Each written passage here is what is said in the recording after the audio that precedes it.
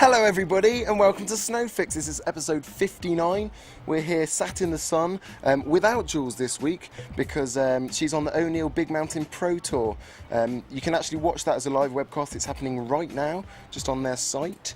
But also we're going to be doing she's going to be doing some filming, a bit of a video diary with some of the athletes, and that'll be in a future episode, so look forward to that. So yeah, we're just chillaxing here, aren't we?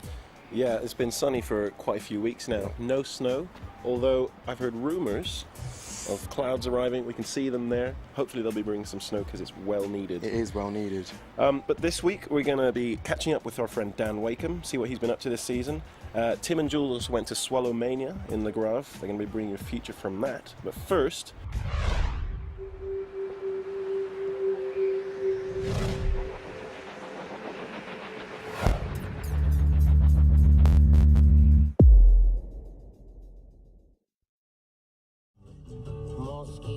Mücke ist nicht zu schlagen.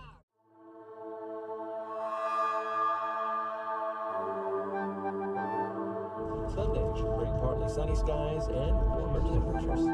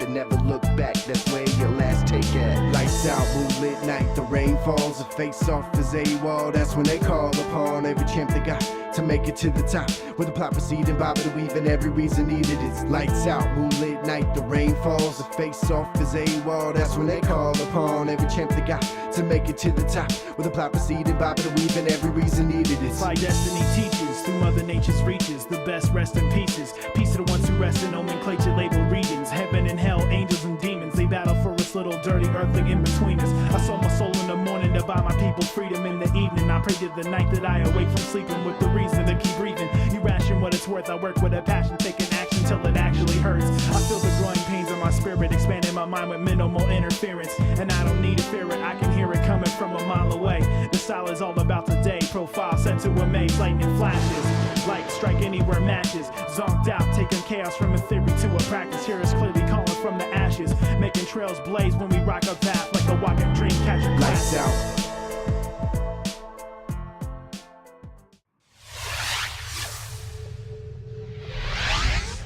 Hey Charlie, Yeah. do you remember a guy called Dan Wakeham? Of course, he's only the #1 UK pipe rider. That's right, and he was on our show last year in a feature Yeah. called Pipe Life, which you can probably catch still on our website, snowfix.tv, previous episodes. Or on iTunes as well. Whichever. In fact, Dan's been in town recently, so we thought we'd catch up with him and see what he was up to his season. The start of the season, we headed off with the team. We went to Breckenridge in Colorado. That time of year, there's not really many places that you can ride the half pipe, but in Colorado, there's a good few spots. So we headed to Copper and to Breckenridge. We got some really good riding in, and it was good to ride some perfect pipes. Like in Copper, when we arrived there was hardly any snow on the runs. Like there was mud coming through, but then when we got like up to the half pipe, it was perfect. And I think they've really got their priorities right over there because, you know, there's no snow, but there's still a perfect park and pipe. So, I mean, it's really good. While in Europe, you know, it takes ages, like long after Christmas, before they can even like build a park or pipe. So, that's good. From there, I managed to get invited to the Teen Airwaves. My team manager, Graham McVoy, he's spent a lot of time in Teen. He's got a lot of friends over there, and a lot of the Nike team riders were kind of going over there. So I managed to get on the invite list. And I went there, and the pipe was a bit sketchy, you know, and a lot of people were struggling. But I managed to do all right and get a couple of good runs together, and I finished up second. I was pretty happy with that. There was Marcus Malin came first, I was second, Gary Zabrowski was third.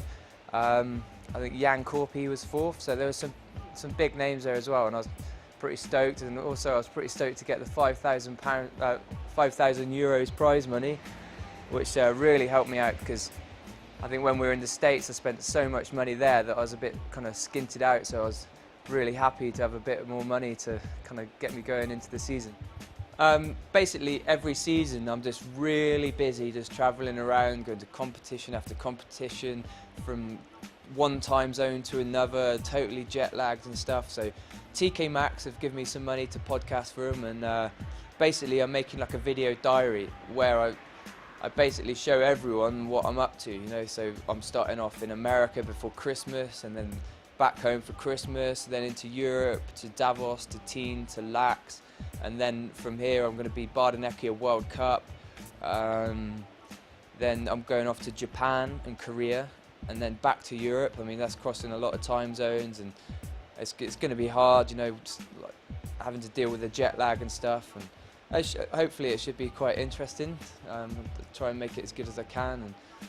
But basically you can find the podcast by going to tkmax.com, and you can just follow the links through there, and I hope you all enjoy it.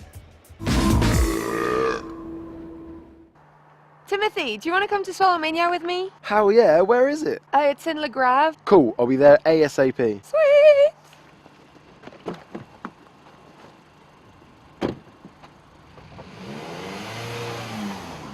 Hey Jules! Hey! How's it going? So thanks so much for inviting me. I'm so excited. Yeah, me too. Swallowmania, it's going to be insane. Yeah, it's gonna be good. Is it all different sorts of porn, or is it just like...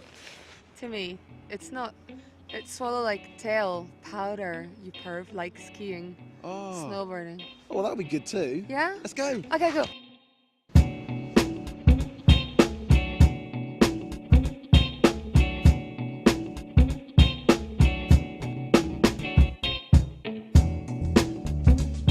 Okay, my name is Frankie Moranval. I organize this event where you are in La Grave. It's called Swallowmania Powder Ski. The goal of this event is to test the material, the new model. There is more and more little brand, handmade, and this is a very nice ski and expensive skiing. But the guys, it's more like a passion. They make it. It's not a big business, and they don't have like enough money to rent a place and a big showroom like a Ischgl, like a Mondial du ski or du snowboard. So the Swallow is more for this kind of people.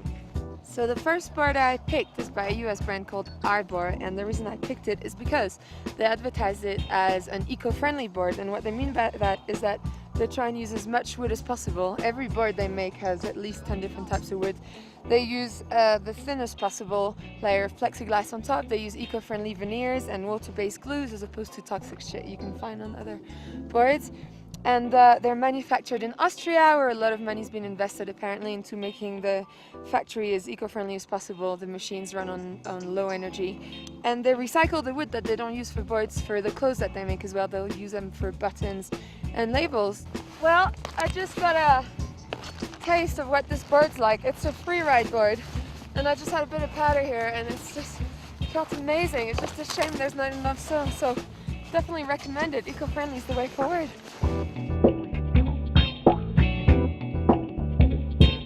So a similar story, an entirely handmade ski by this man. Yes, my name is Peter, and I make the skis Rabbit on the Roof.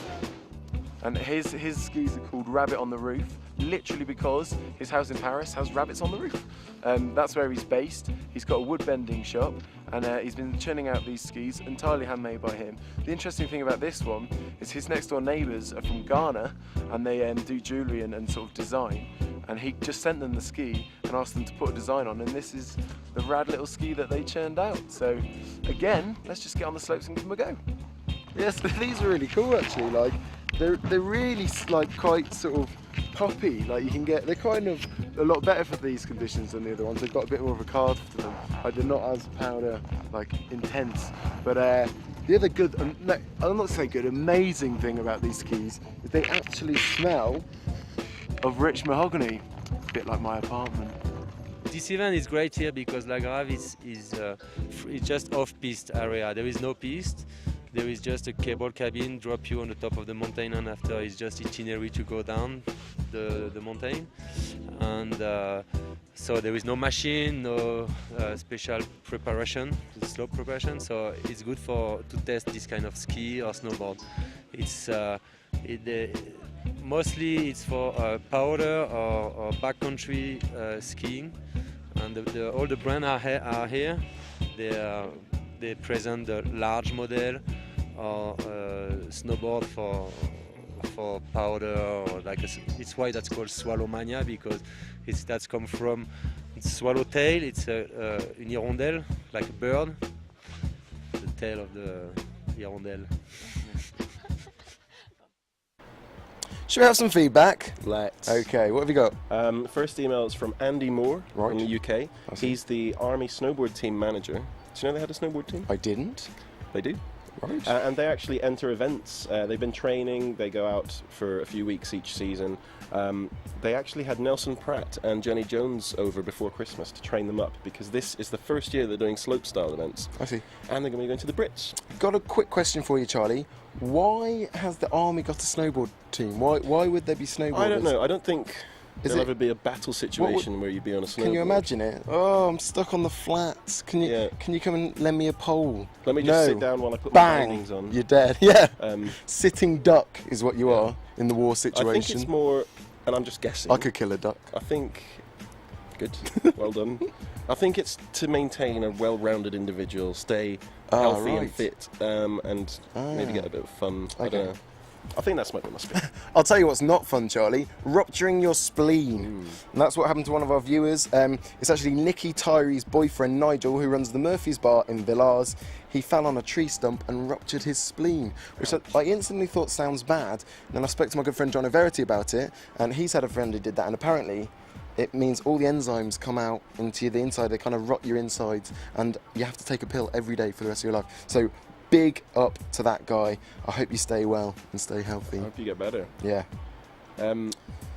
Wow, that sounds painful. Yeah.